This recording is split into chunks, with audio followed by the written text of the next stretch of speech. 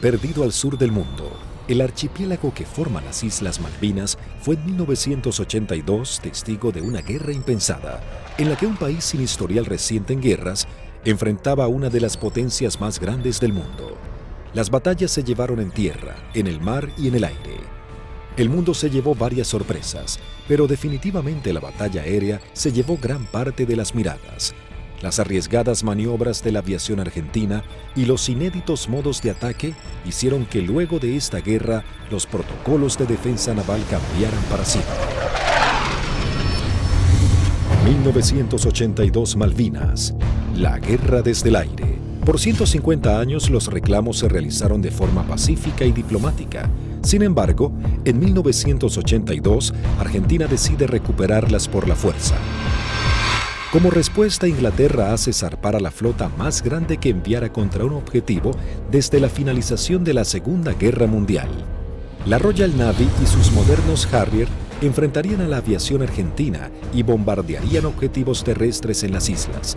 Estaba a punto de gestarse uno de los enfrentamientos más espectaculares de la aviación moderna.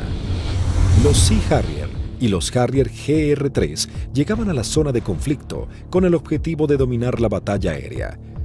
La mayor ventaja de estos cazas es que despegan verticalmente gracias a sus toberas direccionables. A la enorme experiencia de los pilotos británicos en combates aire-aire, se sumaba que llegaban armados con el misil americano Sidewinder IM-9L, capaz de alcanzar a su blanco, aun siendo lanzado desde cualquier posición.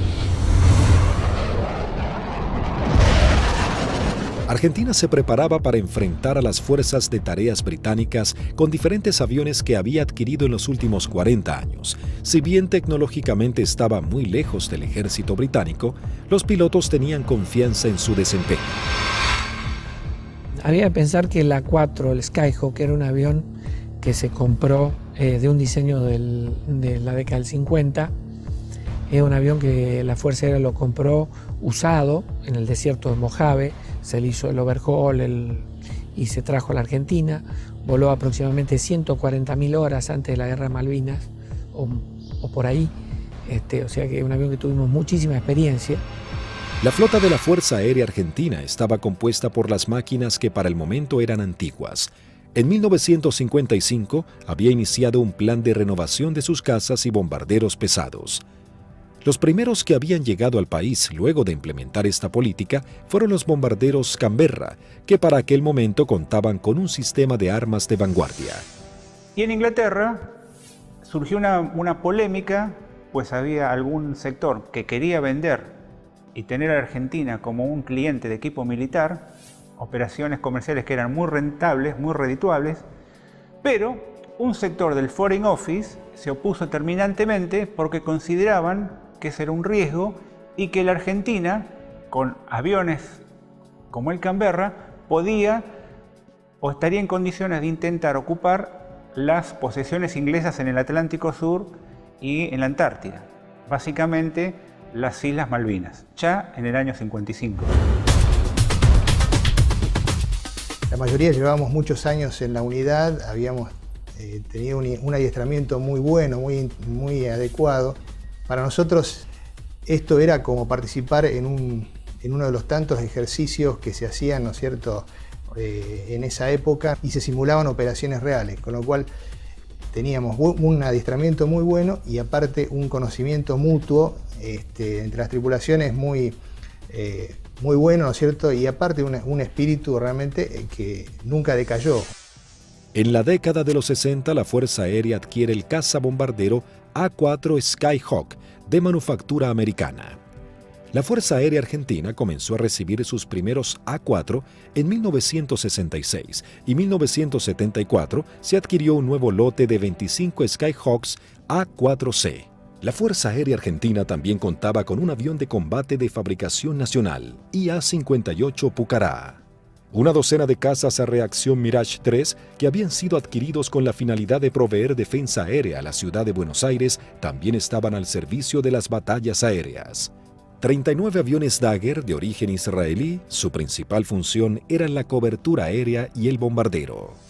En 1972, la aviación naval argentina adquirió un lote de 16 Skyhawks A4Q, que fueron destinados a la tercera escuadrilla de caza y ataque con asiento en la base aeronaval de Comandante Espora. La tercera de caza y ataque con Skyhawk había desarrollado numerosas técnicas o tácticas propias para atacar naves a mar abierto. Era una unidad desde ese punto de vista muy experimentada y reconocida inclusive por su capacidad. Estos Skyhawks, a diferencia del A4B y C, se caracterizaban por ser un sistema de armas capaz de operar desde el portaaviones argentino 25 de mayo. Pero para finales de 1981, los veteranos Skyhawks habían llegado al límite de la vida útil y la escuadrilla estaba a punto de pasar a retiro. Estaba pasando la escuadrilla por uno de sus peores momentos de la historia. Mejor dicho, el peor momento de la historia. 7 de los 10 aviones que contaba la escuadrilla estaban fisurados. Y eso significaba el cambio de las alas para poder seguir volando con seguridad. Algunos se pudieron cambiar, 2 de ellos se cambiaron el ala, pero los otros, los menos afectados, volaron con el larguero fisurado durante todo el conflicto. Y con respecto a los cohetes eyectores de asiento, también se ordenó que mientras durasen las operaciones no se iban a considerar vencidos esos cohetes, así que volamos con los cohetes de eyección vencidos. Así que el material nos encontraba a principios del 82 con solamente 3 aviones en servicio y que podían volar gracias a que la Fuerza Aérea nos había facilitado en préstamo 3 cohetes eyectores de asiento. Eso sumado a las falencias que ya se veían arrastrando de a tiempo, como los cañones de 20 milímetros que se trababan y que nunca fueron cambiados como pedíamos por los cañones DEFA de 30 milímetros que tanto éxito habían tenido los israelíes con su incorporación. Siempre tuvo apoyo la escuadrilla, pero llegaba un momento de transición. La incorporación de los aviones superestandar significaba que se iba a dejar de operar este sistema de armas, donde una escuadrilla que se estaba formando recibía todo el apoyo y la otra escuadrilla que estaba cerrándose de alguna manera. Finalmente, la Armada Argentina acababa de adquirir una nueva tecnología francesa, el caza bombardero embarcado Super Étendard, capaz de lanzar el misil AM-39 Exocet concebido para ataques a unidades de superficie.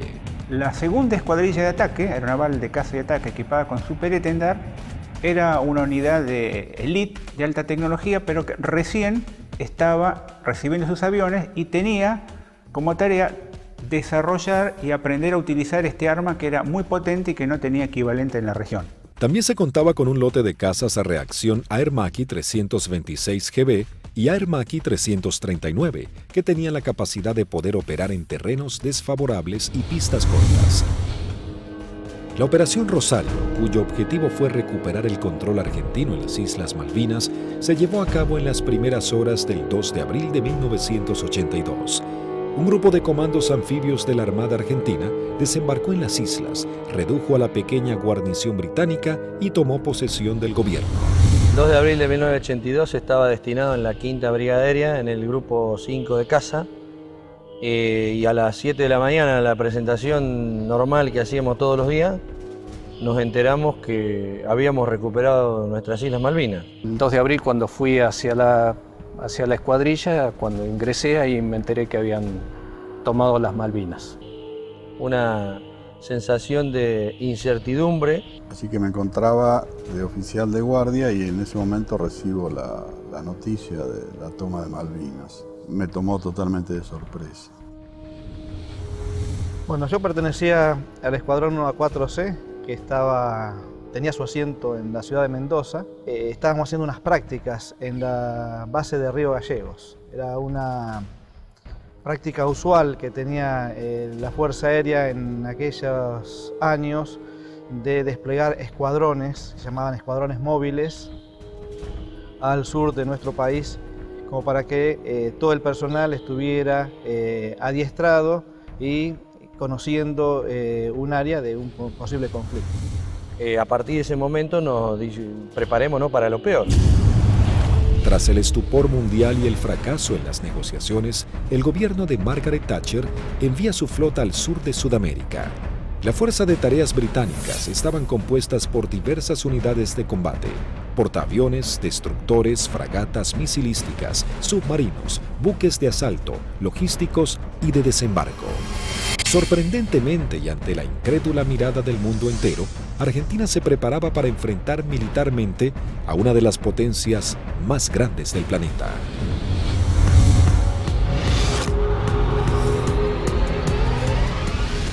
Los pilotos argentinos tuvieron un veloz entrenamiento para aprender a neutralizar objetivos navales sin ser derribados. La operación exigía sortear los sistemas de detección y defensa de los buques para poder aproximarse al blanco y lanzar sus bombas por encima del mismo. Había que equilibrar la inferioridad tecnológica con la capacidad humana.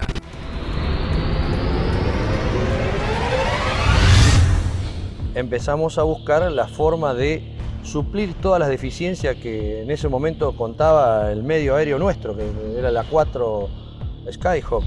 Y obviamente no teníamos contramedidas electrónicas para afectar tanto los radares como los lanzadores que poseían los británicos.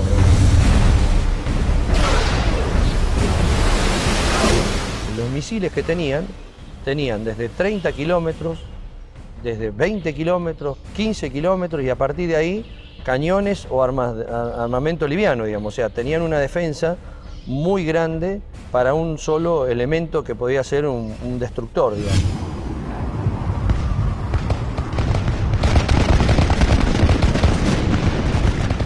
Entonces determinamos, con ayuda también de la Universidad del Sur, cuáles eran los niveles de vuelo que teníamos que realizar para poder volar bajo el lóbulo y no ser detectados por el radar.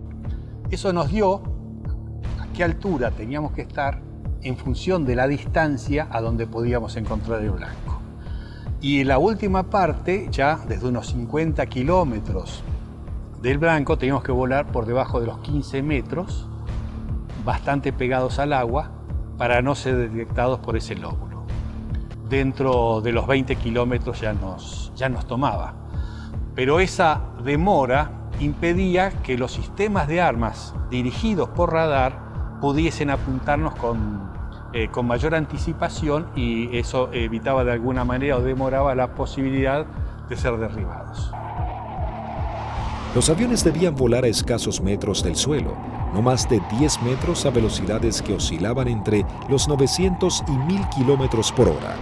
La mayoría no poseía radares y las comunicaciones debían ser mínimas para evitar ser detectados. Las maniobras eran realmente arriesgadas, pero parecía ser la única forma de poder enfrentar a la moderna flota británica. El adiestramiento de vuelo rasante era complejo y arriesgado. En el mar no había ninguna referencia visual de la altura en que se encontraba. Los A4B y A4C no contaban con un radioaltímetro, instrumento fundamental que mide la altura en la que se encuentra el avión con respecto a la superficie del suelo. El instinto y el oficio pasaron a ser herramientas vitales para los pilotos. Durante la práctica le tratábamos de decir al guía que volara más bajo, hasta tanto perdiéramos la vista del horizonte mar y ya empezaba a entrar en el efecto suelo del mar, empezaba a cabalgar sobre la turbulencia que producía el aire, cerca del mar. El armamento que utilizaba la Fuerza Aérea estaba compuesto por diferentes bombas antiguas, paradójicamente de origen británico. Y nosotros usábamos una bomba inglesa, la NM65A1, de 1000 libras, una bomba de Labro Lincoln, inglesa, de demolición de manzanas, que la devolvimos con muchísimo cariño y sin costo, como decía alguno. Paralelamente a los entrenamientos y mientras la flota británica se acercaba más y más, la Armada comenzaba una carrera contra el tiempo intentando de poner en servicio 8 de sus Skyhawks. También los técnicos buscaban poner en funcionamiento los escasos misiles Exocet que habían llegado al país antes del retiro francés. Hasta ese momento esta tecnología solo había sido probada en polígonos de tiro por sus fabricantes. nos dan la orden de la posibilidad de poner a punto el diálogo entre lo que era el sistema nuevo del superestándar con el misil M39.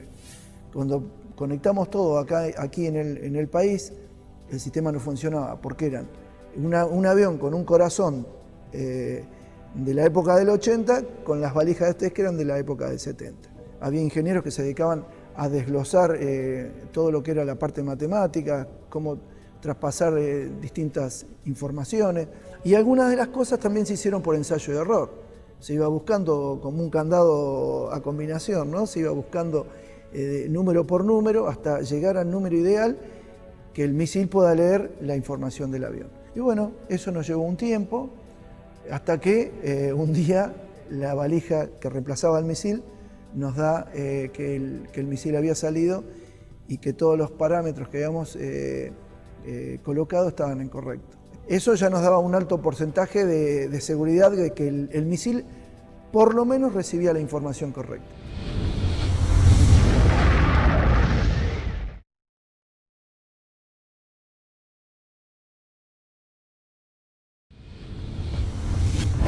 El 25 de abril, la flota británica llega a la zona y realiza sus primeras operaciones bombardeando las islas Georgias del Sur y retomando su control.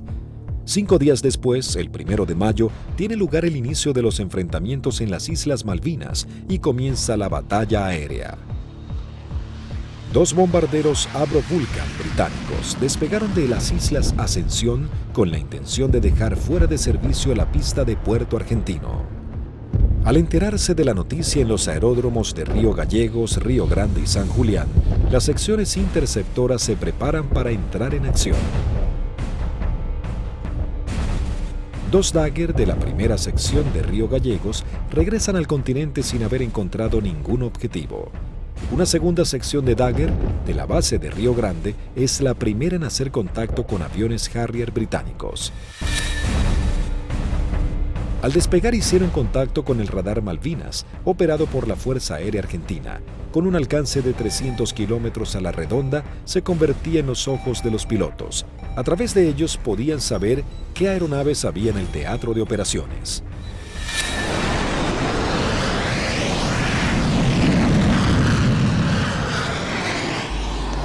Tienen 2 pichones para ustedes a 120 millas náuticas, 20 grados firme.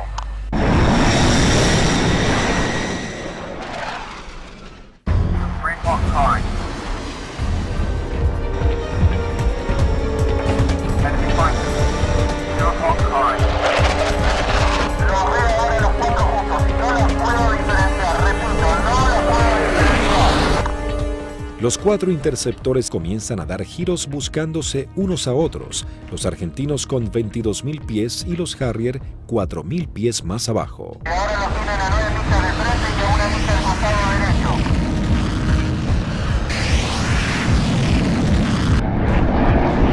Los Harrier, invirtiendo sus toberas, cambian rápidamente de dirección para enfrentar la amenaza argentina. Ahora los Harrier están enfrentados a ustedes, repito, están enfrentados. Los Harrier se niegan a tomar altura para enfrentar a los argentinos, ya que los Dagger tienen un mejor desempeño en altura. Tampoco los argentinos descienden a donde el Harrier corre con ventajas. Por esta razón no se produjo combate alguno.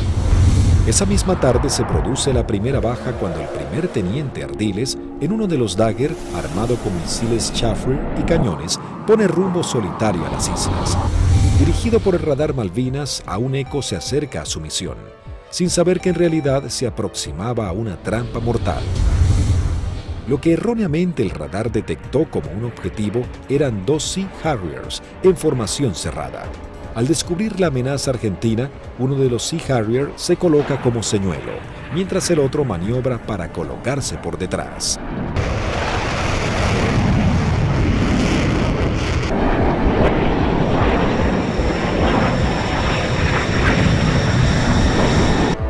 Ardiles se coloca en posición de disparo y lanza un misil Chaffee que es evadido por el piloto británico. En esos segundos decisivos, el segundo Harrier logra colocarse detrás del avión de Ardiles y acciona su disparador lanzando un misil contra el Dagger. El piloto argentino no pudo eyectarse. Tras patrullar la línea de la costa, 3 Dagger de la base aérea de San Julián prosiguen hacia Puerto Argentino. Antes de llegar se encuentran frente a 3 buques británicos que están bombardeando el área. El destructor y las 2 fragatas abren fuego contra los aviones argentinos sin poder alcanzarlos. En ese momento el capitán Di Meglio lanza sus bombas sobre el destructor. Luego los Dagger inician el escape mientras una patrulla de Harrier va a su encuentro. Los aviones británicos abortan inmediatamente su ataque cuando 2 Dagger armados con misiles se interponen entre ellos y la escuadrilla para facilitar el escape de los argentinos. El 1 de mayo habían comenzado las hostilidades y ambos bandos mostraban todo su poderío y el valor de sus pilotos. Era el bautismo de fuego para la Fuerza Aérea Argentina.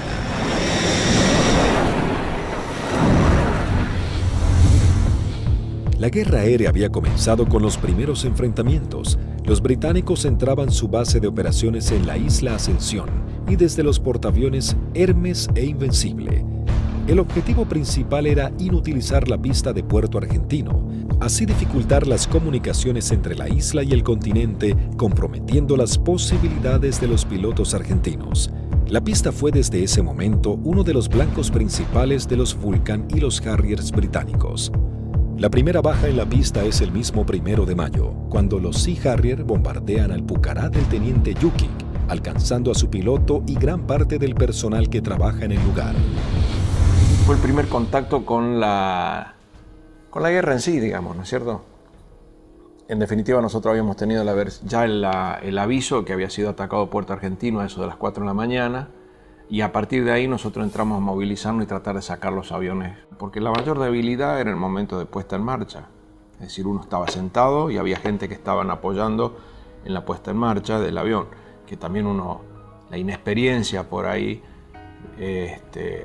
uno se pregunta por qué había tanta gente, pero todo con el ánimo de colaborar y que los tiempos para que saliera lo más rápido posible fuera corto.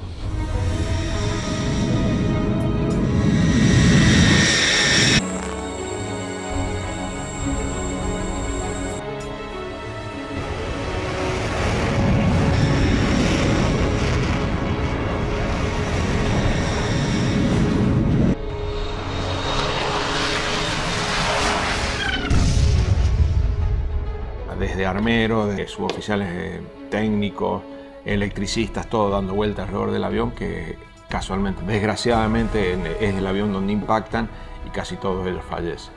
A partir de allí, los arribos a Puerto Argentino eran muy arriesgados. Entonces llegamos a Puerto Argentino el 17 de mayo al atardecer. Y me sorprende cuando llegamos porque no hay nadie recibiendo honor. Aeropuerto fantasma, no había absolutamente nada. Veía el cráter, estaba lleno de esquirlas, y mientras estaba mirando eso, de pronto veo una camioneta que se empieza a acercar a la distancia de la cabecera opuesta. Para la camioneta, se baja un conscripto y me dice: corra jefe, que hay alarma roja. Y empezamos a sentir ruidos de turbinas y se aproximan 2 Harriers. Y habríamos hecho unos 30, 40 metros cuando miro a la derecha y explota una bomba en la cabecera 26, un poco más alejada, unos 100 metros de la cabecera 26. Los Harrier pasaban, hacían la PAC, la patrulla aérea de combate en San Carlos, y a la vuelta con una bomba de 1000 libras en el medio, tiraban la bomba y se volvían. O sea que la cantidad de alarmas rojas era muy abundante. El 2 de mayo, el submarino nuclear británico Conqueror hunde al crucero Ara General Belgrano. En la operación mueren 323 marinos argentinos. La guerra había comenzado de la manera más cruda para Argentina.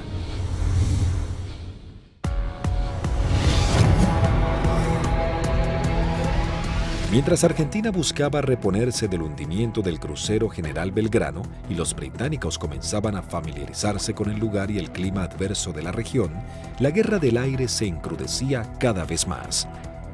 La Fuerza Aérea Argentina tenía el objetivo de diezmar lo antes posible a la flota británica y defender los objetivos en la isla que eran constantemente atacados. Los Harrier buscaban detener la acción de los pilotos argentinos y anular la comunicación entre el continente y Malvinas.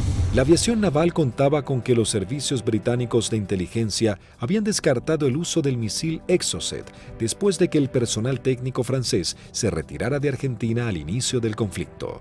Por lo tanto, era una carta secreta con la que contaba Argentina. Tras semanas de arduas tareas, los técnicos navales logran hacer funcionar el misil. Para esto, los pilotos iban adiestrando en todo lo que era la parte operativa, ¿no? El lanzamiento del misil, el vuelo rasante, y nosotros trabajamos en la parte técnica. Una vez logradas las dos combinaciones, se le dio el ok que la escuadrilla estaba en condiciones de lanzar los misiles AM-39. El 4 de mayo, la aviación naval argentina pone a prueba por primera vez este sistema de armas.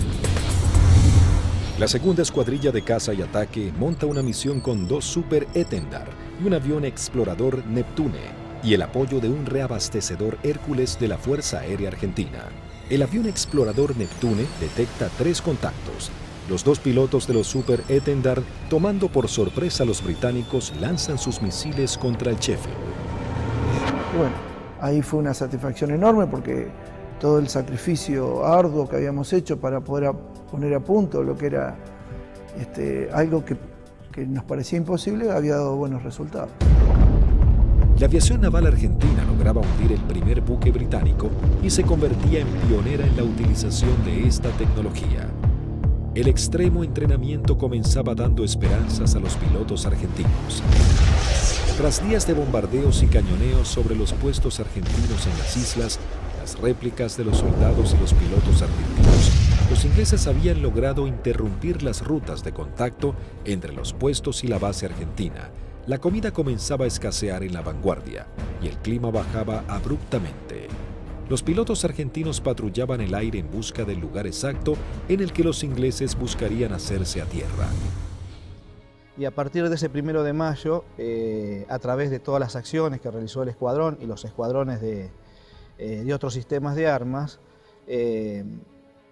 se iba degradando tanto el material como el personal, íbamos perdiendo camaradas en forma permanente. Entonces es como que el cerco se iba estrechando cada vez más. Finalmente, el 21 de mayo, comenzaba la última etapa de la guerra con el desembarco en la bahía de San Carlos. Con la colaboración del comandante Ewing Southby Taylor, quien conocía el lugar por haber prestado servicios en Malvinas, el general Jeremy Moore había decidido que ese era el lugar ideal para su desembarco. Los primeros avances de las lanchas de desembarco habían sido positivos, el lugar no estaba minado y parecía que sería un arribo relativamente sencillo. Pero con las primeras luces de la mañana, el teniente primero Carlos Daniel Esteban visualiza uno de los barcos y da aviso. Una Hermaki 339 de la aviación naval realiza un vuelo de reconocimiento por la zona. Ni bien superé las primeras alturas, donde están las posiciones del batallón 5, ya comencé a observar acciones de combate. Había un helicóptero incendiándose, tropa de infantería desparramada corriendo por el campo y un helicóptero dándole apoyo. El aviador naval ingresa al estrecho de San Carlos, divisa un helicóptero en vuelo estacionario para alertar sobre posibles ataques aéreos. Me preparo para atacar ese helicóptero y ya me preparo para disparar. Observo todo el despliegue naval inglés sobre el establecimiento San Carlos. Rápidamente descubre que en el lugar había por lo menos media docena de buques ingleses. Con el piloto inglés nos alcanzamos a mirar. En ese momento recién él me ve. Kripa realiza un brusco giro a la izquierda, pasando a escasos metros del helicóptero. El helicóptero de la Fuerza de Tareas Británica alerta a los buques advirtiéndoles que un jet argentino va hacia ellos. Maniobrando su Hermaki, Kripa somete a su avión a varias G negativas, respondiendo de manera efectiva. Una vez que entro en la corrida de tiro, el buque comienza a tirarme. Yo con cañones y cohetes solamente podía producirle daños muy pequeños, entonces mi intención era tratar de dejarlo fuera de servicio al buque, es decir, atacar todo su sistema de radares, de radios, antenas. Volando en forma rasante se coloca en posición de disparo contra el primer buque que cruza frente a su mira de tiro.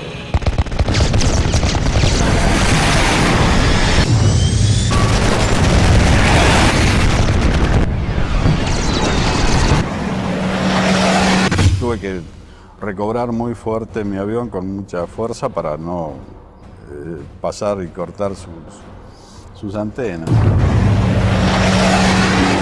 Una vez realizado el ataque Kripa, vuela entre medio de toda la flota británica. Las unidades ni los efectivos abren fuego por temor a impactarse entre ellos y el piloto argentino logra escapar. Entonces voy escapando sobre la península esta hasta salir del alcance de tiro de ellos y de ahí teóricamente tenía que volver. Pero pensaba que si volvía a Puerto Argentino y decía que había muchos buques, nadie iba a pensar que había la cantidad que yo había visto. Así que hice una órbita en ese lugar y en el anotador de rodilla que teníamos hice un croquis, posicionando los buques que yo vi en ese momento. Escuchamos que se aproximaba el Kripa con el avión. Yo cuando voy aproximándome pedí que fueran preparando armamento. Cortó motor y el avión seguía desplazándose cuando ya se había bajado y ahí comentó todo lo que había visto, muy a las apuradas obviamente. Me cargan en una camioneta y me llevan al comando a que yo pase la información que tenía. Tras su arribo al aeropuerto de Malvinas y pasar un informe detallado de la situación, todas las unidades aéreas de la Armada y la Fuerza Aérea Argentina se preparan para realizar ataques a los objetivos navales que se encuentran en la zona de desembarco. 30 minutos después llegó el primer ataque del continente compuesto de una formación de 6 Dagger. El objetivo es el Antrim. Una de las bombas no estalla y queda alojada en la popa de la embarcación. Así logran dejarlo fuera de combate. En este ataque también es averiada la fragata Broadsword con disparos de cañón.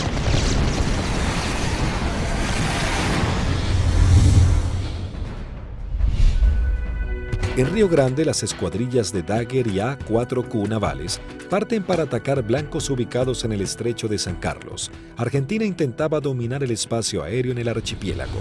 Había poco que hablar en ese momento.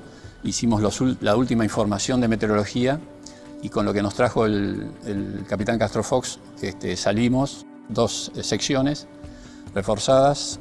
Yo salí con el teniente Márquez y el teniente Arca y el sublíder era el teniente Rótolo con el teniente Lecuri y el teniente Silvester.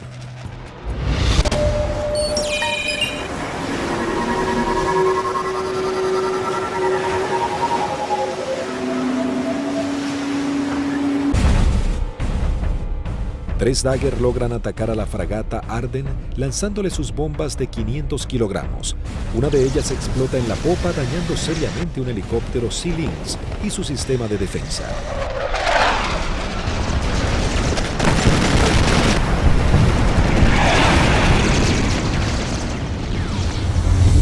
En ese instante, 3 A-4Q navales se aproximan en vuelo rasante a la bahía Ruiz Puente en búsqueda de algún blanco.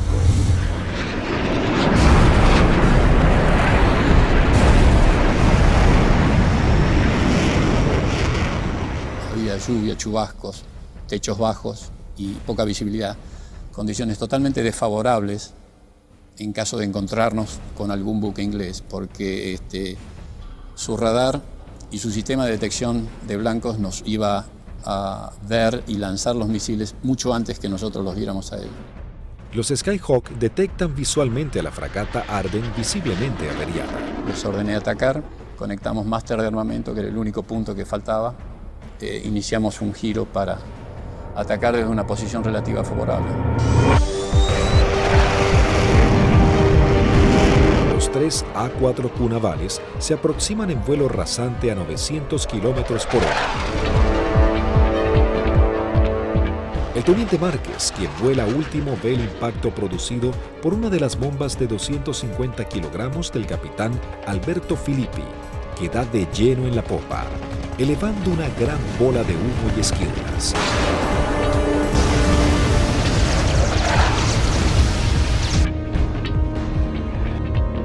comienzo un giro hacia la izquierda y le digo a mis numerales que nos escapamos por la misma, quiere decir que regresamos a base por la misma.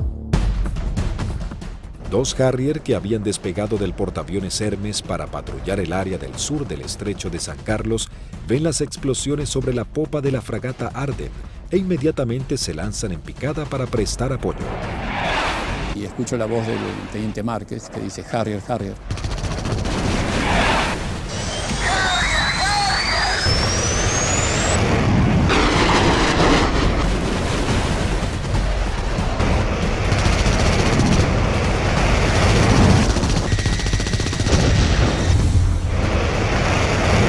Mientras el otro Harrier va tras el A4Q del capitán Filippi y le lanza un misil Sidewinder.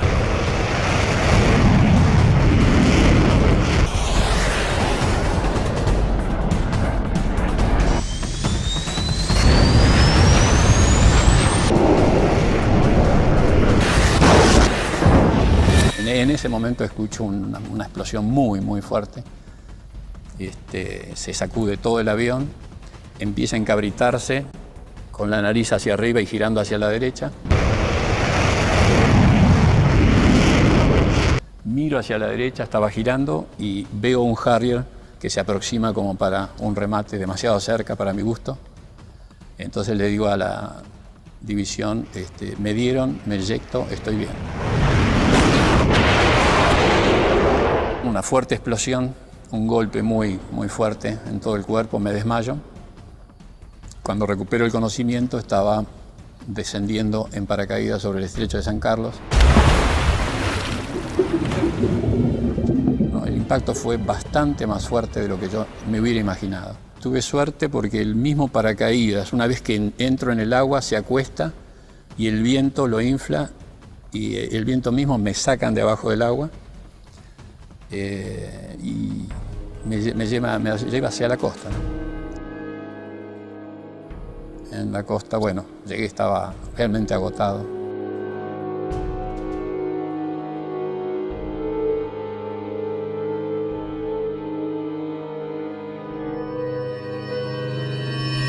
La fragata Arden, con daños de importancia, también es señalada como el blanco de la nueva escuadrilla que se acerca a la zona. Llegamos al borde de la bahía y vimos un destructor en el medio, una fragata para nosotros tipo 21 en el medio del canal, y esa fue la que señalé y esa fue la que atacamos. El teniente Rótolo dice a babor y vimos a lo que después supimos que era la Arden en el medio del canal, del estrecho. Y sobre eso giramos inmediatamente. Y ya pegado al agua practicamos un zigzagueo que hacíamos bastante violento a baja altura para evitar que los controles de tiro nos pudieran concentrar el tiro sobre nosotros.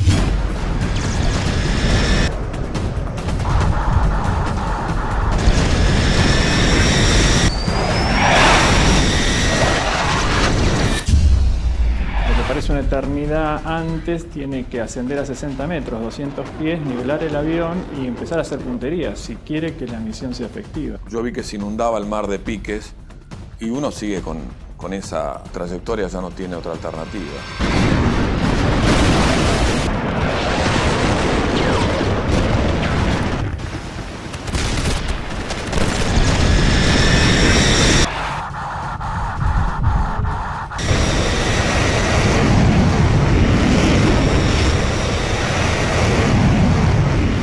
Yo vi el lanzamiento de Teniente Rótolo, horquillando el blanco, 2 bombas antes, 2 bombas después, y sobre las columnas de sus explosiones, de la explosión de sus bombas, lancé yo las mías.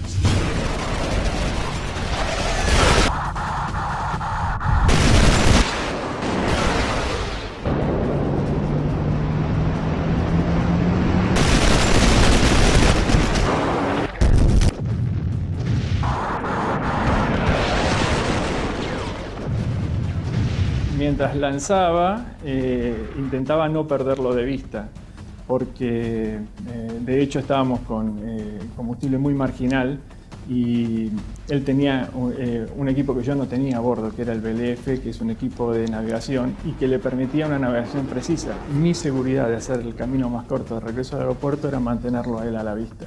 A pesar de todo el fragor del ataque, alcancé a decirle: rompo por derecha y me voy por el morro del costado, y al poco tiempo un silencio y poco a poco fueron apareciendo. Primero Lecour, después Sylvester. Y ahí nos volvimos a juntar.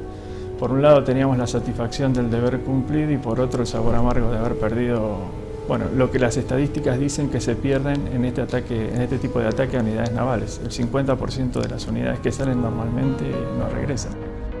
Sí, es un ataque, es violento, es muy violento lo que se vive en la cabina. Debido a los ataques que sufrió ese día, la fragata HMS Ardent se une en las frías aguas del estrecho. Sin embargo, las fuerzas terrestres británicas preparan el avance a Puerto Argentino. Las batallas eran cada vez más encarnizadas. El ejército británico debía lidiar con las tropas argentinas apostadas en las islas, los ataques certeros de la aviación y con el clima que día a día se volvía más frío. El 23 de mayo se desata un nuevo ataque contra otra de las unidades de superficie claves de la Fuerza de Tareas Británica. Esta vez el blanco es otra fragata clase 21, la Antelope. El primer ataque a los buques en San Carlos comienza poco después de las 9 de la mañana con escuadrillas de Skyhawks navales y de la Fuerza Aérea. Una segunda escuadrilla de 4 Skyhawks A4B de la Fuerza Aérea Argentina se abre paso a través del fuego antiaéreo y de los misiles. Los A4B a cargo del primer teniente Luciano Guadagnini y el alférez Gómez se dirigen hacia la fragata Antelope para atacarla. Guadagnini inicia su corrida de ataque, lanza su bomba y es alcanzado. El impacto deja su avión fuera de control, pero el piloto logra enderezar su A4, aunque no pudo evitar la colisión contra el mástil de la fragata. El piloto no alcanza a eyectarse antes del impacto.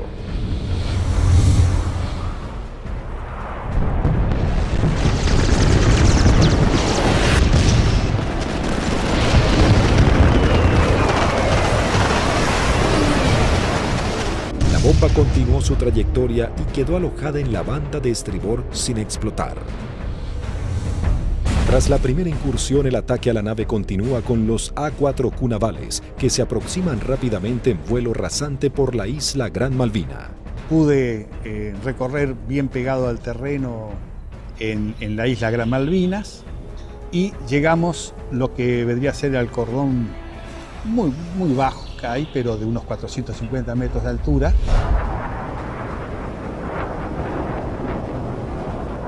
Tuve que descender para poder ir hacia la altura de lanzamiento, que son unos 100 metros, y el primer buque que vi en la bahía San Carlos era una fragata de tipo 21, tenía un helicóptero en popa, recuerdo, y me dirijo hacia ella como el primer blanco que había observado. La zona de operación estaba totalmente clara, con sol, despejado y el mar muy calmo.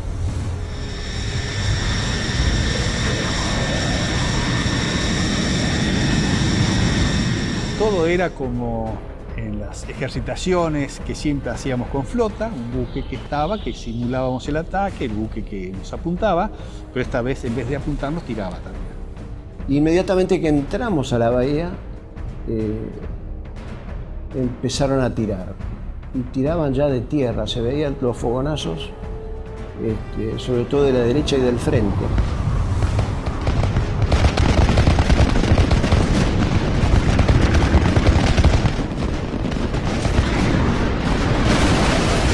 Cuando estaba más cerca de la entrada a la bahía, puedo ver sobre la izquierda a un buque que era más redituable como blanco, porque era un buque grande de tipo logístico. Así que cambié el arrumbamiento para seguir sobre este buque. En un momento dado quise tirar cañones porque tiraban de todos lados y salieron 2 disparos y se me trabaron los cañones. Así que me quedé con la bomba. Veo que desde la proa del buque sale una especie de bengala que reconozco que era un misil, y el misil era un Sicat. que venía en forma así errática hacia mi avión. Hago una maniobra evasiva, un fuerte giro hacia la derecha, algo veo pasar por el costado así de la cabina.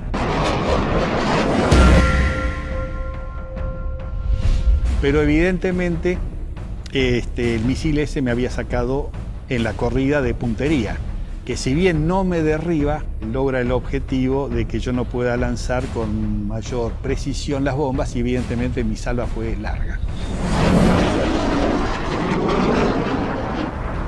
Habían borrado las matrículas de los buques, así que se veía un buque gris clarito sin poder identificar qué buque era. Cuando paso lanzo, eran 2.000 libras de peso que largaba en un instante, el avión hace una cabreada, quiere subir, impido que suba y cuando miro adelante estaban tirando de todos lados.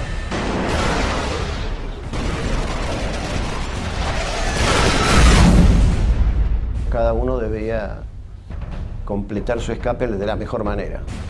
Como cuando estaba del otro lado digo yo, bueno, por donde yo vine no había nada, así que voy a volver por el mismo lugar. Me comunico en esos momentos con los otros dos pilotos que escucho en la frecuencia.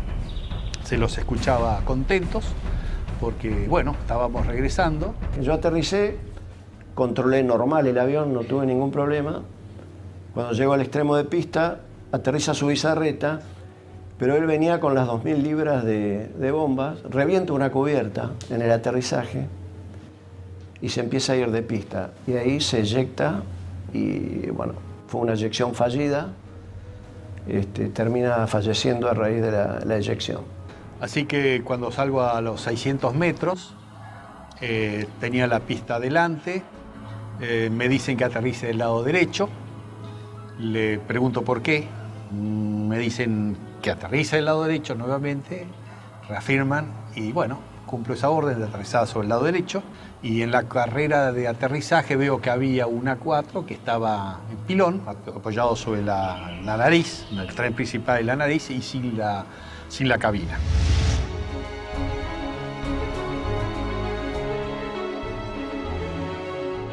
No sabíamos nada de los tres primeros y su bizarreta que acaba de morir en el aterrizaje. Aunque dañada severamente, la Antelope aún continúa a flote. Esa noche, mientras se intentaba desarmar una de las bombas, estalla. Automáticamente se produce un incendio masivo y la nave se hunde.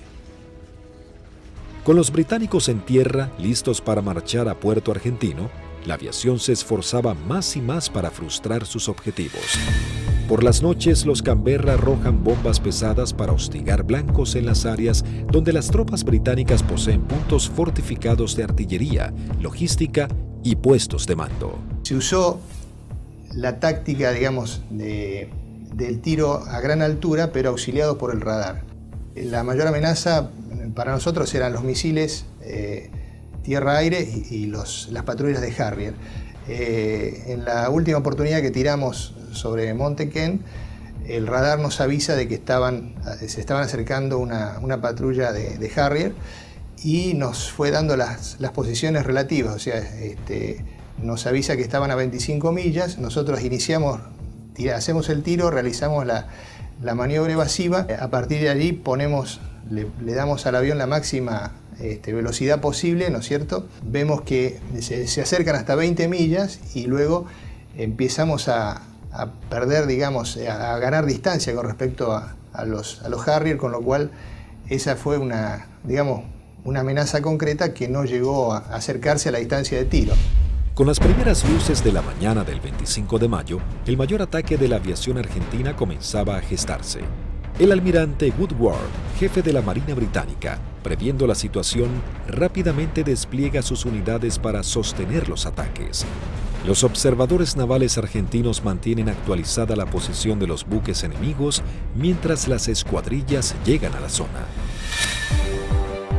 En el continente, los dos Super Étendard de la Armada Argentina preparaban los misiles AM-39 Exocet para un segundo ataque sobre la flota británica con un rumbo de acercamiento diferente para lograr una mayor efectividad. Los británicos tienen certeza que los aviones aparecerán desde tierra, pero los radares no pueden detectarlos. A las 15:20 horas surgen dos A-4B sobre la isla Borbón y se dirigen hacia mar abierto, encontrando a la fragata y el destructor frente a ellos. Los A-4B lanzan su armamento. Una de las bombas rebota en el mar e impacta sobre el buque atravesando su cubierta de vuelo, destrozando la parte delantera de un helicóptero Sea Lynx y luego cae al agua. Los otros dos A-4 se acercaban en rasante rápidamente hacia los buques. Yo iba del lado izquierdo y mi guía del lado derecho, y como no teníamos radar, obviamente, el control lo hacíamos con nuestros ojos. A mí me tocaba controlar desde el frente a la izquierda y el guía del frente a la derecha. No teníamos otra alternativa, digamos.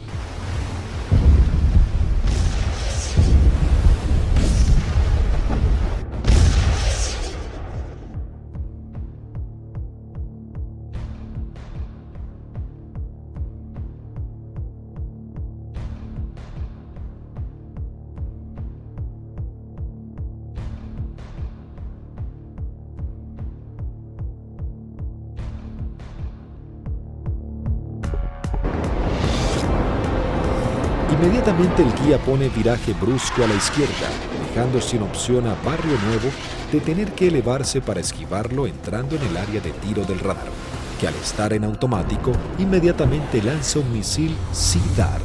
Escucho a la otra escuadrilla, Carballo, que dice el misil, el misil, el misil. Y Rinque, que venía atrás, le dice no se preocupe que va por otro lado.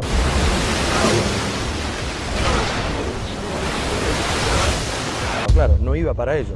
Salía hacia la derecha para nuestros aviones, digamos, y para mis aviones. El misil Sea Dart necesita un tiempo para nivelarse e ir tras su blanco. Como los aviones argentinos ya estaban muy cerca del blanco, lograron pasar por debajo sin que éste pueda derribarlos. Dije, bueno, ahora por tiempo no me va a alcanzar más, porque yo iba aproximadamente a 950 kilómetros por hora y el misil iba ya a 1.6, 1.8 de Mach, hasta que girara y todo, aproximadamente volaba, calculan alrededor de 1 minuto, 1 minuto 10. No nos alcanzaba más, digamos.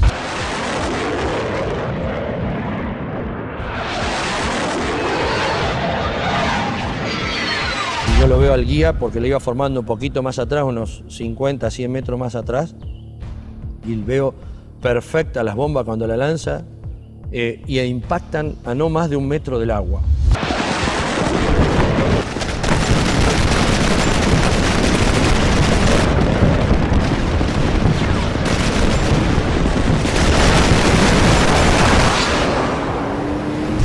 De inmediato se desata un incendio incontrolable. Corte de las comunicaciones, electricidad y pérdida completa del control de la nave. Cuando aterrizamos en Río Gallegos, estaban columnas de mecánicos, los primeros 200, 300 metros con banderas, saludándonos. Dijimos, yo pensaba, mirá que bien, estaban festejando el 25 de mayo, digo, contento que volvemos los 4 aviones, espectacular, bárbaro. Y cuando vamos a la plataforma para estacionar, vemos que hasta que el jefe de escuadrón viene a recibirnos y algunos pilotos. Yo no entendía nada, y yo como era el último avión, yo no me preocupé. Y cuando bajo, el jefe de escuadrón me maltrató. ¿Qué hizo? ¿Qué hizo usted, Alfredo? Yo le digo, el avión está en servicio, le digo, puede volar, no lo rompí, no hice nada. Le digo, está bárbaro. No, pero ¿qué hizo? Y ya me agarra de la solapa, eso no me lo olvido más. Así de la campera, de lo que le quedaba del chaleco salvavidas, y le dice, ¿pero qué hizo, señor? No sé. Me despeiné en el vuelo, le digo, estoy desilustrado, no tengo ni idea. No, ¿qué hizo? Acaban de hundir un buque en 20 minutos. 19 hombres sucumben inmediatamente en el ataque y se hunde 20 minutos después de ser alcanzada. Al mismo tiempo que los A-4B de la Fuerza Aérea ponen rumbo al continente, un Hércules de la Fuerza Aérea Argentina reabastece al este de las Islas Malvinas a 2 Super Étendard de la aviación naval. Ellos ya están preparados para un nuevo ataque con misiles Exocet.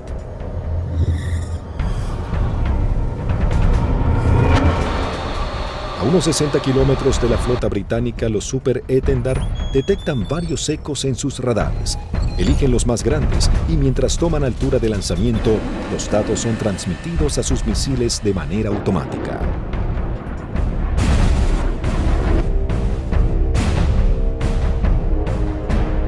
Una vez en vuelo, el misil es autónomo. ya tiene los datos del objetivo cargados en su memoria y se dirige a casi el doble de la velocidad del sonido a escasos metros del agua.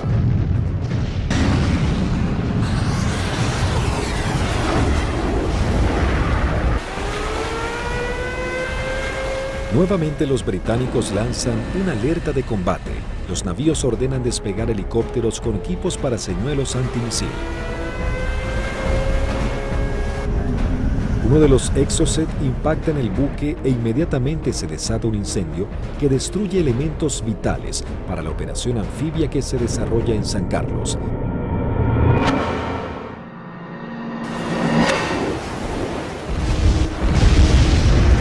El buque es abandonado y se hunde unos días después.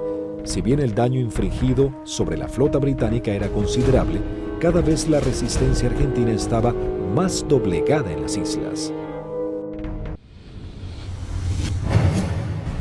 La guerra llegaba a su nivel más desesperante con las bajas temperaturas. Las tropas británicas se preparaban para avanzar por tierra. Sin embargo, los soldados argentinos apostados en las islas no cedían posiciones y los bombardeos aéreos azotaban a la flota británica. Las fuerzas argentinas, visiblemente cercadas en Darwin, resistían con el apoyo de la aviación. El 28 de mayo se proyectó atacar a las posiciones inglesas con los aviones IA-58 Pucará, que desde el 21 de mayo estaban asentados en Puerto Argentino. Conocíamos bastante la zona porque era la zona misma donde nosotros habíamos operado antes, es decir, a los alrededores de lo que habíamos utilizado como campo de aterrizaje nuestro, era la zona donde ya estaban los ingleses aproximándose hacia el pueblito donde estaba la base, digamos lo que quedaba de la base. Yo alcanzo a ver algo que se mueve, levanto y hago una ráfaga de cohetes, siento una voz en la frecuencia de mi radio que me dice desde tierra en Darwin, siga tirando que están ahí, siga tirando que están ahí. Y ahí empiezo a sentir dos disparos también que me empiezan a impactar en el avión. El Pucará, si tiene alguna cosa, es la maravilla del gran poder de absorción de impactos, digamos, porque la manera que yo sentía que me pegaban, digo, me van a desarmar el avión. Yo trato de salir, como los impactos que me pegaban eran casi todos del lado derecho, quiero virar el avión hacia la izquierda y ahí el avión ya no me responde. Bueno, entonces ahí tomo la decisión de eyectarme. Muy bajo, yo ya estaba, creo que no más de 15, 20 metros del suelo. La sensación de estar colgado en un paracaídas no la tengo porque fue como si hiciera un salto desde un techo al suelo, porque fue todo demasiado rápido. Tengo grabado en la memoria que pasa el avión abajo mío todavía y el agujero a través de la cúpula por donde había salido el asiento. Y todavía que le siguen tirando porque se ven trazantes que van hacia el avión. No vi si el paracaídas se abrió, no sé, no supe nada. Ya me encontré en el suelo y enredado intenté salir corriendo y ahí me enredo en los cordones del paracaídas, que caigo, me vuelvo a levantar y tratándome de sacarme el paracaídas y ahí ya me agarran dos ingleses, me apuntan y se me acabó la historia. Con las bajas temperaturas, los plazos eran cada vez más cortos y los ingleses buscaban generar un desenlace rápido. La Fuerza de Tareas Británica intenta cerrar su cerco sobre Puerto Argentino. Para lograr este cometido se organiza un desembarco anfibio apoyado de unidades navales en la zona de Puerto Fitzroy el 8 de junio. La Fuerza Aérea Argentina recibe la información del movimiento de dos buques de desembarco británicos. Rápidamente se preparan para lo que sería el día más negro de la flota. Se lanzan desde el continente dos escuadrillas de A-4B, dos de M5 Dagger, listas para el ataque a objetivos navales, y una tercera armada con cañones para diversión. La primera escuadrilla de A-4B divisa y bombardea el buque de desembarco Sir Galahad. También se bombardea la costa en donde los ingleses comenzaban a llegar.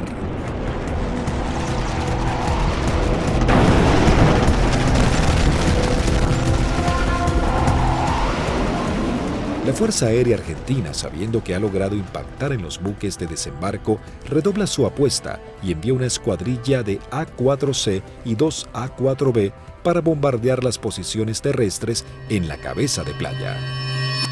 El día 8 de junio se me avisa por la mañana temprano de que, bueno, era uno de los seleccionados para que esa tarde, a través de un avión Learjet, pudiéramos volar hacia Mendoza y poder visitar a nuestras familias. Pero claro, antes de poder alcanzar esa meta había que realizar una misión, entonces todo cambia un poquito el ángulo de cómo uno está viendo esa misión. Por supuesto que nadie hablaba, ¿no? Todo en ese momento estaba muy consustanciado con sus cosas íntimas, recordando a la familia, bueno, recordando a algunos camaradas que también habían caído.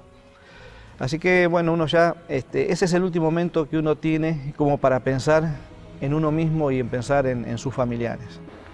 Siempre nos despedíamos de los compañeros que se quedaban y el abrazo era interminable y como si fuera la última vez, ya que no éramos kamikaze como nos dijeron, sino que teníamos conciencia de los riesgos y que las chances siempre eran muy escasas para sobrevivir.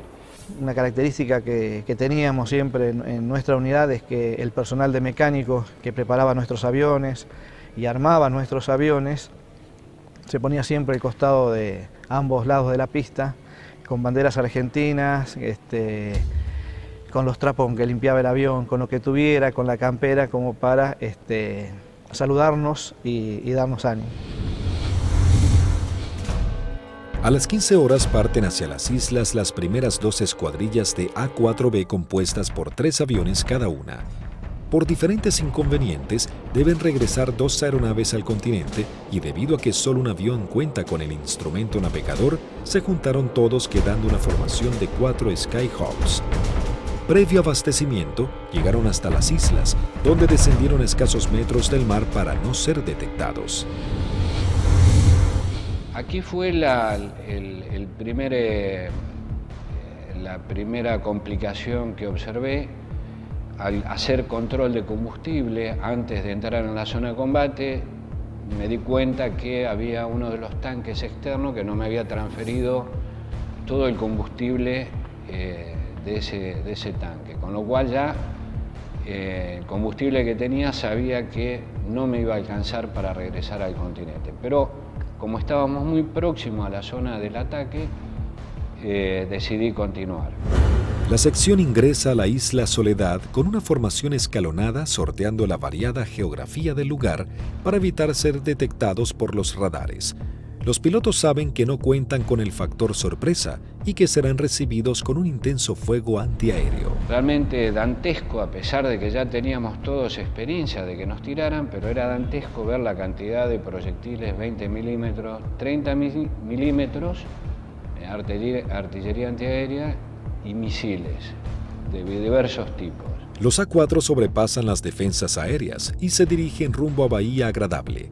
En ese momento sucede algo inesperado para Sánchez.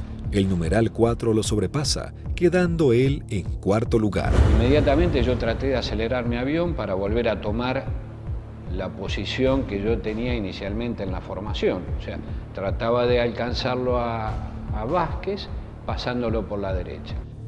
2 Sea Harrier del Escuadrón 800 giran en círculo sobre Fitzroy. Uno de los pilotos ve aproximarse un avión en vuelo bajo desde el sudeste e inmediatamente le avisa a su compañero. En ese momento, no sé por qué razón, se me ocurrió darme vuelta a la izquierda de mi avión y mirar detrás del avión. Y lo que se veían eran impactos de proyectiles atrás de mi avión, inmediatamente en la cola, y se levantaban surtidores de aguas, varios piques detrás de mi avión. Sánchez, sin saber quién era su atacante, decide continuar con su maniobra para lograr colocarse tercero en la formación. Cuando está sobrepasando al alférez Vázquez, Bolsan, el líder, encuentra al lanchón de desembarco saliendo del seno Choi Seul. Cuando la ve, inmediatamente pone viraje y el resto de los aviones lo siguen, con lo cual los 3 aviones se me vinieron encima mío. Ninguno se había dado cuenta que yo venía tratando de ocupar mi posición, con lo cual los tuve que saltar por arriba, evitándolos, tomé altura, lo cual siempre era un riesgo, porque evitábamos tomar altura en la zona del combate porque era un tiro al pato, decíamos, de cualquier avión o cualquier buque que anduviera en la zona. Ante la atónica mirada de los pilotos británicos, los 3 Skyhawks inician su corrida ataque hacia el lanchón. El numeral 2, teniente Juan Arraras, logra impactar de lleno la embarcación con sus bombas, ignorando la presencia de los aviones Sea Harrier. Hay algo que me llama la atención a mi derecha y a unos 500 metros veo 2 Sea Harrier a la misma altura que yo, bien formaditos, paralelos, un poquito más retrasado el segundo avión.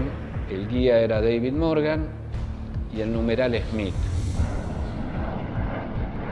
El Sea Harrier lanza su primer Sidewinder hacia el avión de Arraras e inmediatamente Sánchez da la alerta. Cuando vi eso, que lanzó el misil, les doy la voz de alerta a mis compañeros, o sea, misil en el aire, 2 Sea Harrier. Arraras es impactado por un misil en su parte trasera, dejándolo fuera de control. Si bien se eyecta, no logra sobrevivir. El Harrier arremete contra el segundo A4. Tiene en su mira al avión de Vázquez. Lanza su misil impactándolo de lleno y sin que pudiera eyectarse. Realmente ese fue un momento choqueante, quedé muy choqueado porque el pensamiento era hace un instante, era un compañero mío, un amigo mío, un camarada mío, y que desapareciera de esa forma, o sea, me impactó mucho, ¿no? Sin perder tiempo, el Harrier, piloteado por David Morgan, continúa su ataque contra su próximo objetivo. Las maniobras evasivas del avión del primer teniente Bolson no logran evitar el misil. Su piloto tampoco logra sobrevivir a la explosión. Y al volver a entrar en conciencia, inmediatamente fui a buscar los 2 Sea Harrier, ya que yo estaba expuesto también a recibir un ataque. No los vi donde estaban últimamente, en la última posición. Se me ocurrió mirar para arriba y ahí es que veo un Sea Harrier que empieza a hacer, baja su nariz para iniciar el ataque a donde yo estaba en ese momento posicionado. Tras el ataque, el único A4 sobreviviente, en inferioridad de condiciones para entrar en combate, decide desprenderse de todo el peso extra y emprender un escape pegado al mar acompañado de maniobras evasivas. Estaba realmente muy estresado, muy choqueado, con lo cual había cosas que estaba descuidando, entre ellas el combustible. Cuando me di cuenta, realmente no me alcanzaba para llegar, excepto a Puerto Argentino, no llegaba a ningún lado. Lo primero que hice fue tomar altura, independientemente que anduvieran los Sea Harrier, ya no importaba mucho. Moría de una forma o iba a morir de la otra, así que... Sánchez toma altura y reduce su potencia de motor a fin de economizar el gasto de combustible, aunque queda expuesto a cualquier tipo de ataque. Mientras tanto, la sección de A4C entraba en la zona de combate atacando el personal que desembarcaba en la costa de Bahía Agradable. Ahí nos encontramos con los barcos humeando, muy próximos a la playa, y un enjambre de hombres que estaba desembarcando y que iba trasladando todos los pertrechos hacia la playa.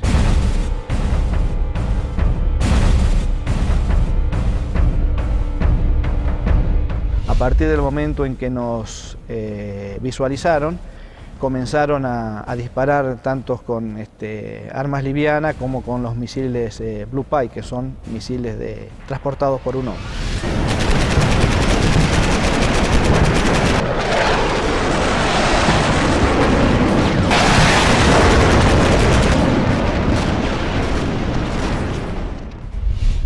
Tuve la oportunidad de esquivar 2, girando un poco el avión y poniendo pedal, tratando de evitar. Pasaron algunos por arriba y algunos por abajo.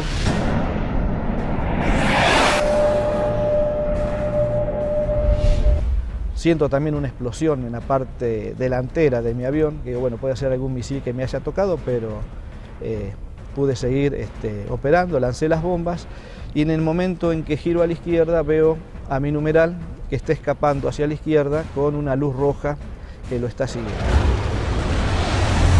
Cuando gira hacia el otro lado veo al numeral del capitán Caffarati también con otro misil en la cola y le vuelvo a gritar, pero hace caso omiso, pero era a través o por el problema que yo tenía de mi equipo de radio. El Skyhawk del teniente Sánchez se encontraba expuesto en altura, con sus cañones trabados y sin combustible para llegar a la base. Toda su escuadrilla había sido derribada y no había sobrevivientes. De la decisión del piloto podría salvarse, caer prisionero o congelarse en medio del mar. Mientras tanto, en algún lugar sobre el océano Atlántico, el teniente Sánchez decide arriesgarse e ir en busca del Hércules reabastecedor, descartando la idea de regresar a las islas para eyectarse y ser tomado prisionero. Cuando vamos camino al reabastecedor, escucho la voz del momento el teniente Sánchez, el Pipi Sánchez, que había sido uno de los únicos sobrevivientes del ataque anterior. Tenía una última oportunidad, si el reabastecedor, el avión Hércules, se había quedado en la zona, me quedaba una chance más. Con lo cual le hice el llamado en la frecuencia de reabastecimiento, me contestó. Las comunicaciones eran dramáticas porque yo estaba desesperado, así que le pedí por favor que si me podía ayudar, necesitaba reunirme con él y que me diera combustible. Él me daba indicaciones de posiciones geográficas, pero yo al no tener mi equipo de a bordo, porque solamente algunos aviones lo transportaban, no tenía forma de ubicarlo geográficamente.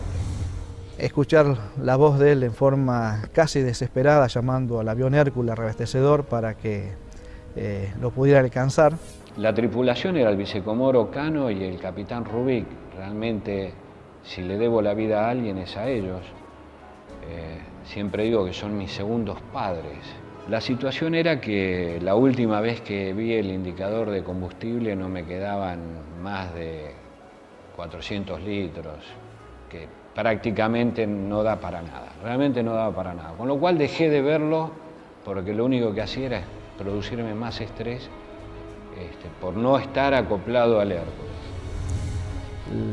La tripulación del Hércules, en un gesto heroico, se aproxima bastante a las islas y le da la tranquilidad de decirle, quédate tranquilo, pibe, que ya estamos yendo para allá.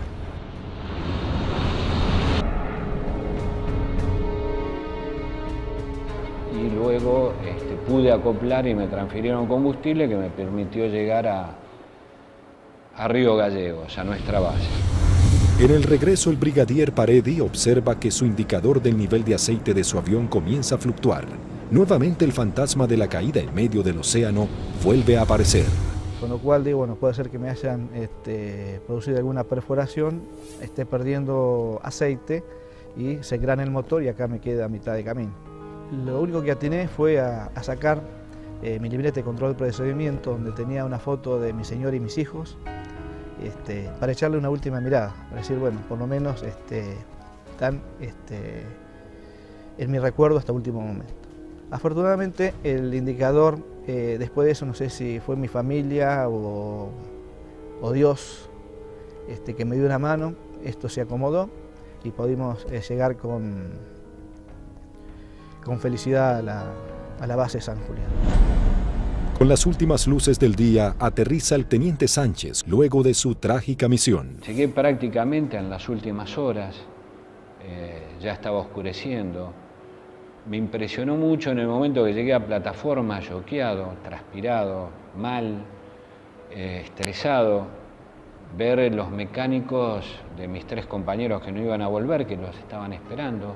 Así fue como terminó ese día. Lamentablemente los 3 compañeros míos murieron, 2 fueron derribados por David Morgan y 1 por el Smith, volando sin largo.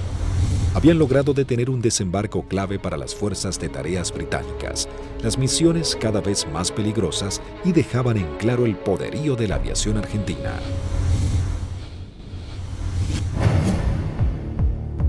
La guerra terminaba, sin embargo las misiones de la Fuerza Aérea eran cada vez más arriesgadas. El 13 de junio, a horas de finalmente firmar la dimisión argentina, comienza a tomar forma un ataque que podría haber cambiado el curso de la batalla final por las Islas Malvinas.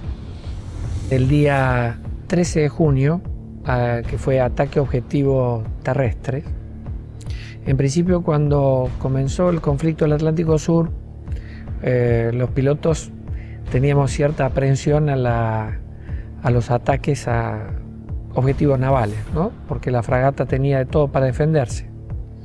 Cuando fue avanzando el conflicto y llegamos ya casi a los finales y los ingleses ya tenían buenas posiciones tomadas en tierra, realmente se complicaba el ataque a objetivo terrestre porque estaban las defensas terrestres, las aéreas y encima las navales, había que sortear todas. Pero realmente era para lo que habíamos estado preparados toda la vida, y creo que esa fue una misión en la cual los ingleses estuvieron sorprendidos de cómo nosotros llegamos al corazón del Estado Mayor, que estaba en Monte Dos Hermanas, al pie del Monte Dos Hermanas. 2 escuadrillas de A4B del Grupo 5 armados con 3 bombas retardadas por paracaídas toman parte de la última misión de combate de la Fuerza Aérea Argentina. La acción es osada y peligrosa: atacar y destruir el comando del Estado Mayor británico del general Jeremy Moore, jefe de las fuerzas británicas. En esa misión volamos casi unas 350 millas, un equivalente a unos 700 kilómetros, rasante.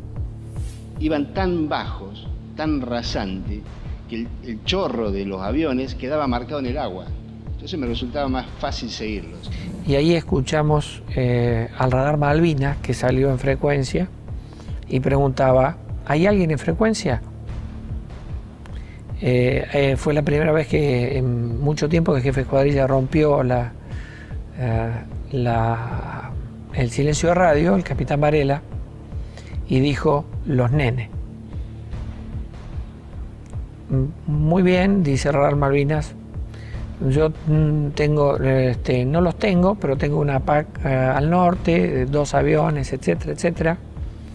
Tengo una al sur, tengo una al oeste y tengo una al este. Le volvió a preguntar el capitán: ¿usted nos ve? El radar Malvinas le dijo: no. Entonces ellos tampoco. A las 12 horas del mediodía, las 2 escuadrillas ingresan al área de Malvinas para dirigirse a su blanco. Cuando estábamos sobrepasando el acantilado, vimos que estaba posado ahí un helicóptero, un Sea Lynx británico, que son los que lo usaban ellos como de vedores. Y yo pienso que ese helicóptero informó la posición nuestra, informó la entrada nuestra a la isla. Inmediatamente de eso, el radar Malvinas empezó a dirigir al aire, dar todos los movimientos a las PAC. Todas las PAC iban concentrándose hacia el lugar de nuestra ruta.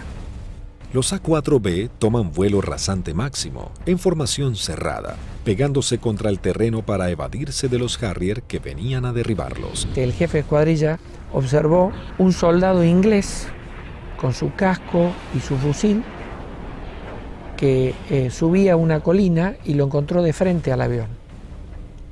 Evidentemente estábamos volando muy bajo. Varela iba como siguiendo el terreno, volando bajo, y por momentos se perdía de vista.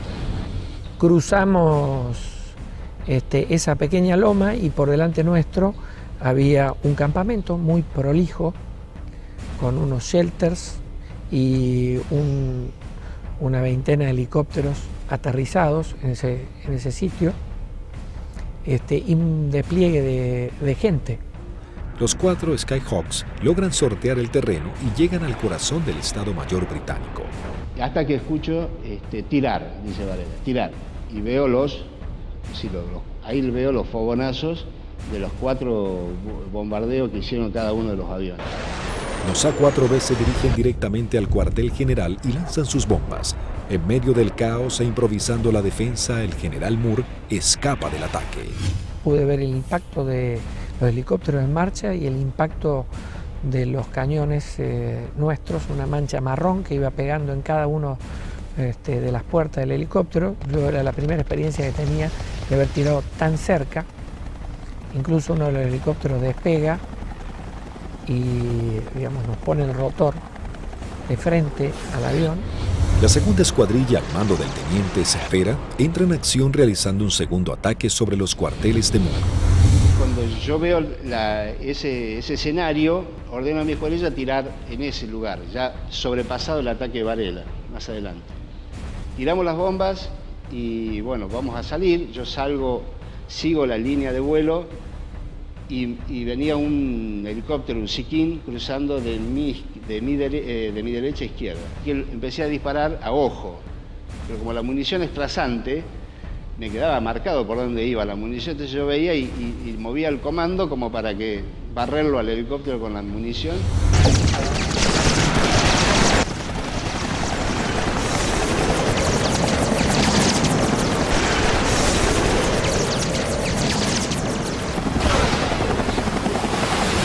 Y ahí mi numeral, que venía acá, a la izquierda mía, de Lepiane, me dice, él ve el lanzamiento de un misil que me venía hacia mi avión y me pide, dice, por derecha, Tuco, por derecha.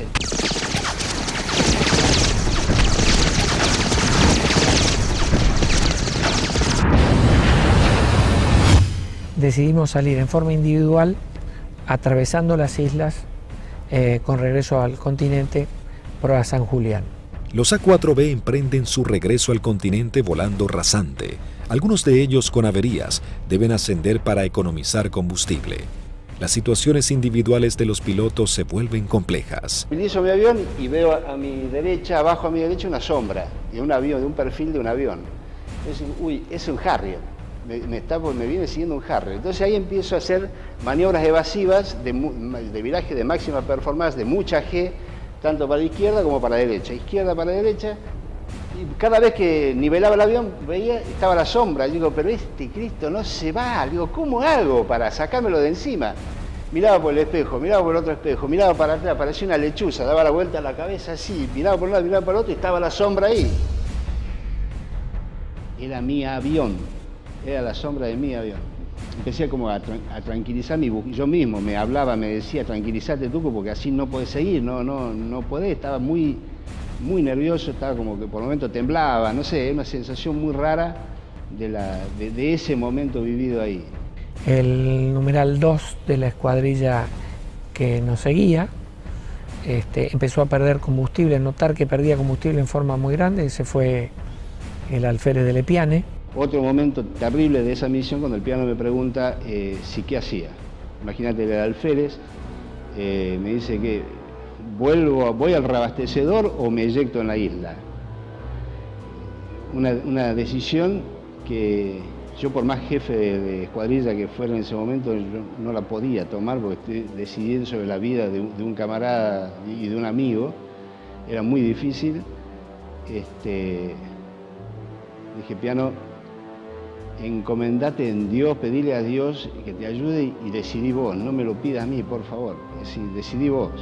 Ya sabíamos que como estaba y con las transmisiones que recibíamos no volvía al continente, entonces le pedimos al reabastecedor que lo fuera a buscar.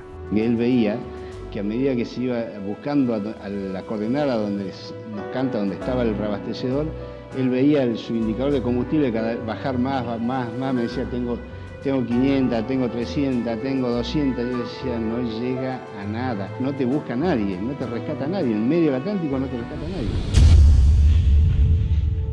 El comandante del Hércules, vicecomodoro Lee 30, escuchando los pedidos de Lepiane, decide ir hacia él aún sabiendo que puede ser derribado por misiles británicos.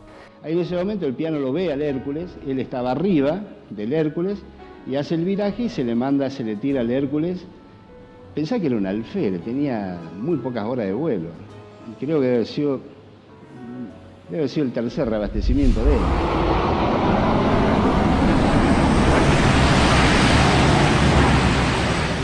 Ahí el reabastecedor se arrimó a las islas en un acto de arrojo terrible, ascendió, lo buscó, lo encontró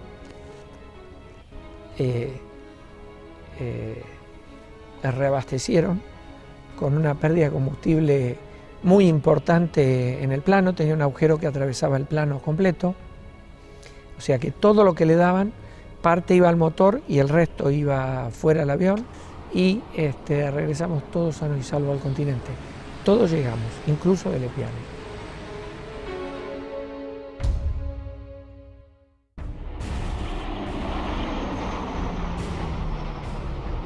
Ese fue un factor importantísimo en el desarrollo de la guerra, el tema del reabastecimiento.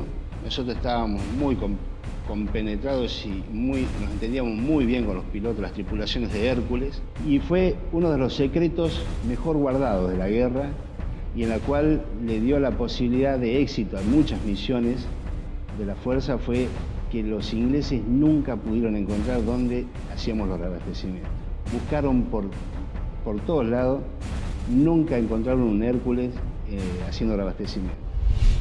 Las misiones extremadamente peligrosas en las que se embarcaban los pilotos eran los últimos actos heroicos de una guerra que ya llegaba a su fin.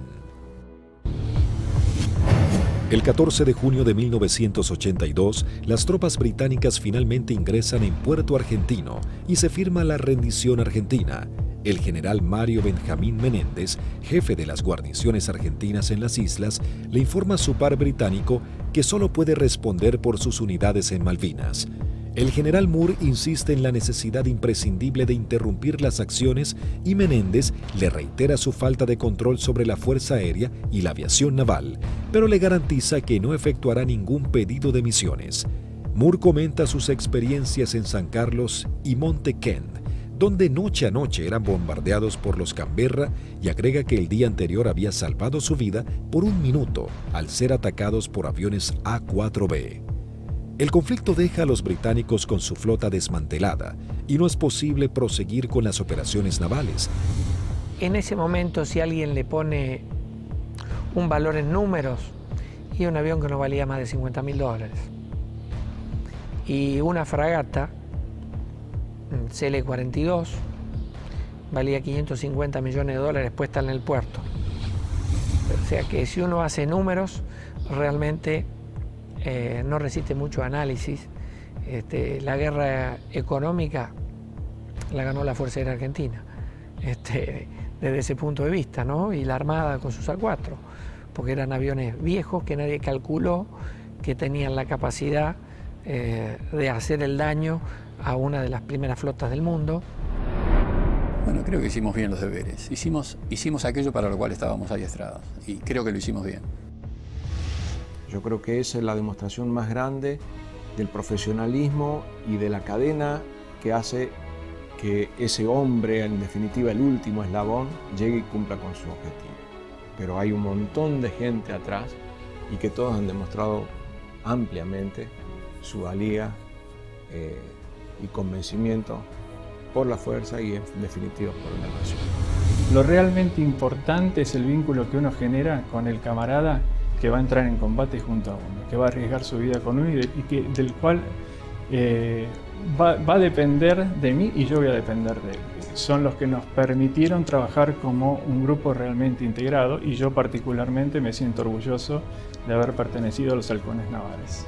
El escuadrón, a pesar de que tuvimos muchas bajas, tuvo el espíritu y las ganas de seguir combatiendo y defender algo que era nuestro.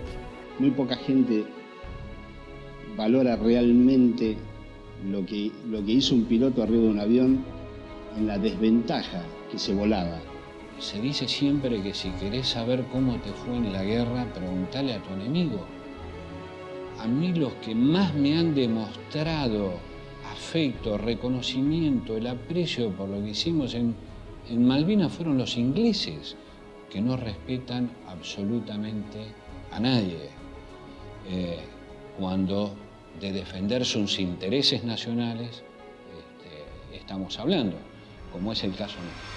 La voluntad y el deseo de poder cumplir con la misión y cumplir con ese juramento que en algún momento hicimos cuando éramos cadetes, de defender la bandera y la patria hasta perder la vida. 36 aviadores de la Fuerza Aérea Argentina y 4 de la Aviación Naval Argentina perecieron en operaciones de combate y accidentes. Los que más hay que resaltar de lo que fue la participación de Argentina en Malvinas, hemos dejado grandes hombres, padres de familia, dieron su vida, que es lo más caro que hay, para defender ese interés nacional, y no lo tengamos en cuenta y no lo resaltemos. Creo que es lo fundamental. Primero y fundamental, el mejor recuerdo para aquellos que dieron todo, que es fundamentalmente la vida de aquellos que no volvieron. Es el gran honor para mí de haber compartido haber conocido héroes vivos. Eso yo creo que es el mayor honor que he tenido, que me ha permitido la vida. Un joven típico, entusiasmado y comprometido con amor a la patria. La verdad que, como lo dicen a veces en las historias, bueno, ese era Márquez. Lo tenía todo, generoso, bondadoso, valiente. Y bueno, y le tocó este combate que lo hizo con mucha dignidad. La verdad que para nosotros es un símbolo en la escuadrilla. Márquez era subordinado mío en operaciones, así que era un excelente amigo y un gran profesional. A él le tocó quedarse como custodiando nuestra soberanía. Pero yo siento que su vida, aunque fue muy corta, fueron apenas 29 años, él vivió una vida muy plena. Fue tras un sueño, que fue volar, y lo logró, lo alcanzó. Y durante todos estos años lo necesitamos, sobre todo su familia, su esposa Graciela y sus 2 hijos, Andrea y Lucianito, que no alcanzó a conocer, no había nacido todavía cuando él fue para las Malvinas. Y si yo tuviera que decirle algo, le diría: misión cumplida, querido hermano. Allá están y nos siguen esperando. Malaver, sigue esperando Bustos, Gavassi, Nívoli, Ibarlucea, Arrarás, Vázquez, Bolzán, todos nos están esperando. Así que es un dolor que todavía uno lo está tratando de superar, a pesar de los 27 años. El conflicto de Malvinas dejó un sabor amargo, pero marcó la impecable profesionalidad de los pilotos argentinos, quienes con tecnologías claramente inferiores y algunas que ni siquiera habían sido probadas, lograron dar batalla y sorprender al mundo con maniobras y estrategias de combate que jamás se habían utilizado. Si Argentina la recupera, será por la vía diplomática, con inteligencia, con trabajo. Es como se lo explico a mis hijos. Malvinas, con toda la calma del mundo, significa la persistencia de la necesidad de recuperarlas.